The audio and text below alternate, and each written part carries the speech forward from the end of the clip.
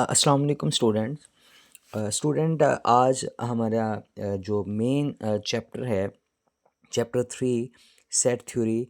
इसका हमने इंट्रोडक्शन पढ़ना है कि सेट थ्योरी है क्या। तो सेट थ्योरी के बारे में डिस्कस करते हैं। तो सेट थ्योरी की सबसे पहले हमने डेफिनेशन जो है वो डिस्कस करनी है।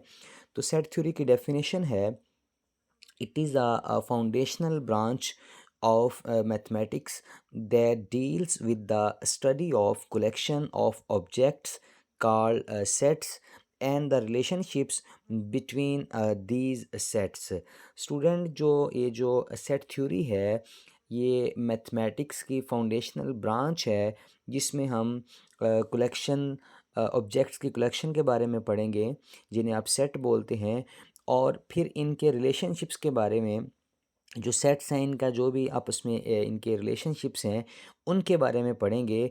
तो इसलिए हम इसे सेट थ्योरी बोलते हैं, क्योंकि इसमें हम सेट को डिस्कस करते हैं, सेट की टाइप्स को डिस्कस करेंगे, सेट के एलिमेंट्स को डिस्कस करेंगे, इनके सब सेट्स को डिस्कस करेंगे, यूनियन, इंटरसेक्शन एंड कम्प्लीमेंट, इन तमाम को हम सेट थ्योरी में डिस्कस करते हैं। तो इसलिए मैथ की इस ब्रांच का नाम जो है वो सेट थ्योरी है।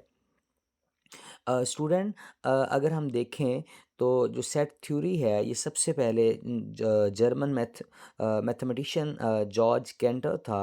उसने इसको सबसे पहले इंट्रोड्यूस करवाया। तो सेट्स जो है, इसमें हम concepts of relations and functions के बारे में भी पढ़ते हैं। तो ये सारा कुछ जो है हम सेट थ्योरी में पढ़ेंगे।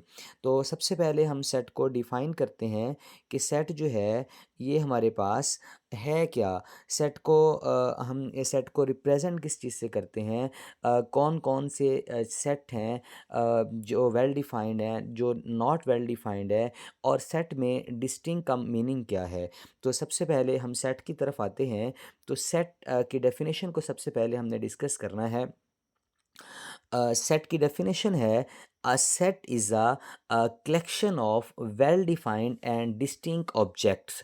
स्टूडेंट्स, अक्सर बच्चे डेफिनेशन तो याद कर लेते हैं, लेकिन क्लासेस में उन्हें अभी तक यही नहीं पता होता कि वेल डिफाइंड और डिस्टिंक्ट का मीनिंग क्या है। आज हम डिटेल के साथ वेल डिफाइंड और डिस्टिंक्ट के मीनिंग को भी डिस्कस करेंगे कि वेल डिफाइंड का मतलब क्या है और डिस्टिंक्ट का मतलब क्या है। लेकिन उससे पहले हम सेट को थोड़ा सा देख लें।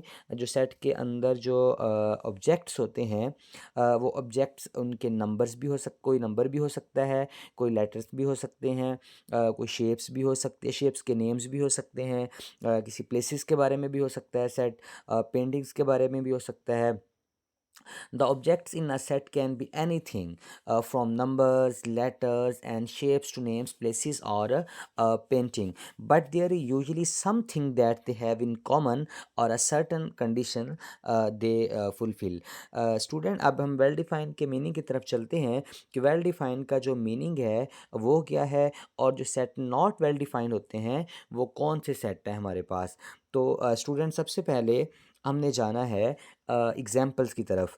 तो आज हम एग्जाम्पल देखते हैं कि वेल डिफाइंड में कौन सी एग्जाम्पल आएंगी और नॉट वेल डिफाइंड में कौन सी एग्जाम्पल आएंगी। तो सबसे पहले आप देखें, आपको एक क्रिकेट बैट्समैन जो है वो नज़र आ रहा है। तो अगर हम सेट ए को देखें तो लिखा है test cricket captain of your national team. क्योंकि हम किसी भी टीम का जो कैप्टन है वो स्पेसिफाई होता है कि ये कैप्टन है, तो वो वेल डिफाइन होता है। जो चीज़ स्पेसिफाई कर दी जाए, जिसके बारे में बता दिया जाए, तो वो वेल डिफाइन होती है। अब दूसरा जो सेट लिखा हुआ है बी, टेस्टी फूड आइटम्स। तो स्टूडेंट, अब हर एक का टेस्ट डिफरेंट होता है, किसी को क्या पसंद है, किसी को क्या पसंद है। तो इसमें कोई भी चीज़ स्पेसिफाई नहीं होती। जब ये चीज़ स्पेसिफाई नहीं है तो ये नॉट वेल डिफाइंड है। अब इसके बाद अब हम इसकी अगली एग्जाम्पल की तरफ चलते हैं। जैसा कि ऊपर लिखा हुआ है, ई सेट एक हमारे पास है जो कि not students in your class. अब आपकी क्लास में अगर मैं पढ़ा रहा हूँ तो मेरे हिसाब से कोई और नॉटी स्टूडेंट्स हैं। अब इसके बाद अगला जो टीचर आएगा, उसके अकॉर्डिंग कोई और नॉटी स्टूडेंट होगा, वो हो सकता है वो उस क्लास में बेहतर हो। तो अब कई एक स्टूडेंट जो है, हम नॉटी स्टूडेंट को स्पेसिफाई नहीं कर सकते, हर एक की सोच अलग अलग होती है। तो हर एक के अकॉर्डिंग कोई नॉटी है, कोई नॉटी नहीं है, तो ये स्पेसिफाई, नॉटी जो वर्ड है ये स्पेसिफाई नहीं है किसी के लिए। तो स्टूडेंट तो फिर ये नॉट वेल डिफाइंड आएगा। तो इसी तरह नीचे देखें लिखा है एफ इक्वल लार्ज नंबर्स। तो स्टूडेंट लार्ज नंबर्स, अब देखें, अब 4 जो है वो 3 से लार्ज है, बट जो 4 है वो 5 से लेस है।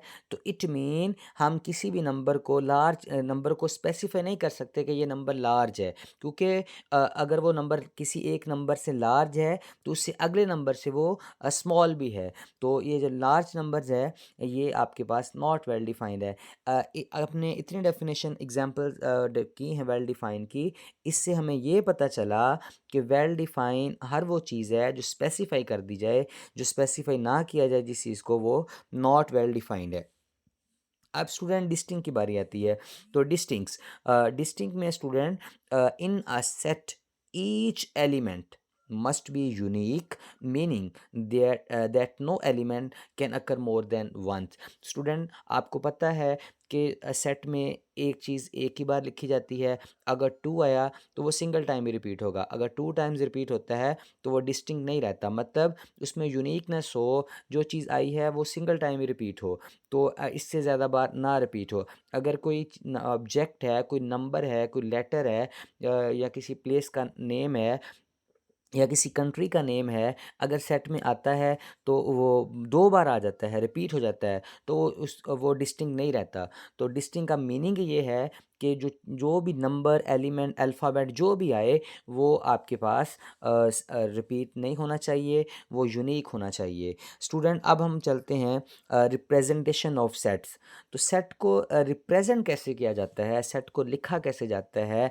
तो सेट्स को हम यूजुअली जो है वो कैपिटल लेटर से डिनोट करते हैं, और जो सेट के अंदर एलिमेंट्स होते हैं हम उनको स्मॉल लेटर से डिनोट करते हैं, और उनको फिर हम कॉमास के ज़रिए अलग-अलग लिखते हैं। स्टूडेंट सेट में जो है आप अल्फ़ाबेट, कोई भी अल्फ़ाबेट यूज़ कर सकते हैं। इसके बाद अब हम एग्ज़ाम्पल थोड़ी सी देखते हैं सेट की। तो सम स्टैंडर्ड मैंने एग्ज़ाम्पल जो सेट की वो लिखी हैं कि सेट ऑफ नेचुरल नंबर्स, जिसको हम एन से डिनोट करते हैं और 1 से स्टार्ट होता है, एंड सो ऑन चलता रहता है। इसी तरह set of whole numbers, whole number का सेट जो है वो 0 से स्टार्ट होता है और उससे कंटिन्यूसली फिर 1 2 3 एंड सो ऑन चलता रहता है। सेट ऑफ इंटीजर, इंटीजर को हम पहले भी डिस्कस कर चुके हैं। इंटीजर का सेट एक ऐसा सेट होता है जिसमें नेगेटिव भी होते हैं, ज़ीरो भी होता है, और पॉजिटिव इंटीजर, पॉजिटिव नंबर्स भी होते हैं। तो ये आपके पास, और सेट को करली ब्रैकेट के अंदर लिखा जाता है। तो इसीलिए ये जो सेट है इसको हम करली ब्रैकेट के अंदर बाउंड करते हैं। अब हम स्टूडेंट सिर्फ नेम्स आज डिस्कस करते हैं टाइप्स ऑफ सेट्स के। तो इसमें एम्प्टी सेट है, सिंगलटन है, फाइनाइट है, इनफाइनाइट है, इक्वल है, इक्विवेलेंट है, यूनिवर्सल है, सबसेट है, प्रॉपर सबसेट है, सुपर सेट है, प्रॉपर सुपर सेट है, और पावर सेट है। इंशाल्लाह हम नेक्स्ट लेक्चर में इन डेफिनेशन को भी डिस्कस करेंगे।